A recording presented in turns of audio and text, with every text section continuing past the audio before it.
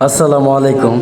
আশা করি সবাই ভালো আছেন। আমাদের উত্তর দিনাজপুর চন্দ্রা গ্রামটায় আজকে বৃষ্টির পরে, আজকে বলতে না, যখনই বৃষ্টি হয় তখনই এই অবস্থা হয়।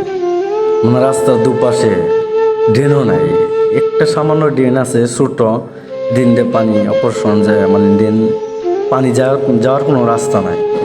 তাই আমি পৌরসভা মহোদয়ের দৃষ্টি আকর্ষণ করছি আমাদের এই অকুল আবেদনটি রাখার জন্য, কারণ আমরা রাস্তা দুর্গন্ধ পচা পানি দিয়ে যাইতে খুবই কষ্টকর লাগে। আর সবাই দেখতে পারছেন রাস্তার পানি নিষ্কাশনের কোনো ব্যবস্থা নাই। এটা 12 নং ওয়ার্ডের শেষ মাথা, উত্তর দেওরপাড় চন্দ্রা গ্রাম।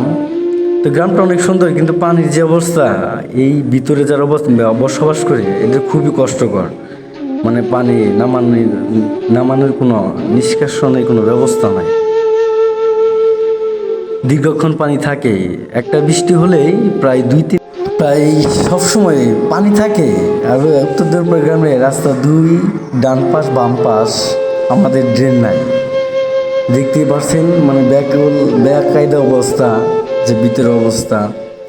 আমি আবারই আমার করজোর অনুরোধ করে মেয়র তো এখন নেই, পৌরসভা মহোদয় দৃষ্টি আকর্ষণ করছি যাতে আমাদের রাস্তার দুপাশে সুন্দর করে পানি নিষ্কাশন এবং কি সুন্দর একটা 12 নং ওয়ার্ডের উত্তর দিনাজপুর চন্দ্রা গ্রামের যে একটা সুন্দর একটা পরিবেশ, একটা রাস্তা, একটা ড্রেন যেন করে দেওয়ার জন্য খুবই আমার এলাকাবাসীর পক্ষ থেকে খুবই আকুল আবেদন আপনার কাছে।